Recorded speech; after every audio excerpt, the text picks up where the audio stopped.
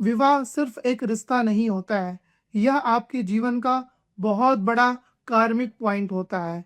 इसीलिए इसमें जल्दबाजी में लिया गया निर्णय या ज़बरदस्ती आगे चल कर के आपको परेशानी देता है।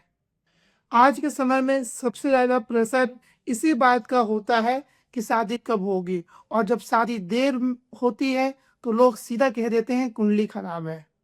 लेकिन मैं आपको स्पष्ट कर देता हूँ, शादी में विलंब होने के कारण ये नहीं कि आपकी कुंडली खराब है।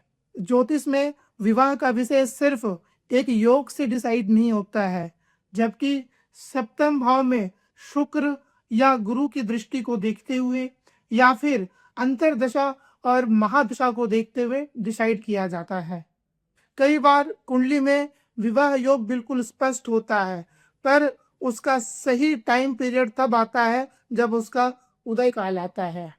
अक्सर देर का कारण यह होता है कि शनि विवाह तो करवाते हैं, परंतु उसमें काफी विलंब करवा देते हैं, या फिर राहु का नेगेटिव प्रभाव आपको गलत रिश्तों की तरफ ढकेल देता है और बात हर बार अटक जाती है। कभी मांगलिक दोष, तो कभी शुक्र की दुर्बलता, या फिर सप्तम भाव में कठोर ग्रह का या नेगेटिव प्लैनेट्स का प्रभाव।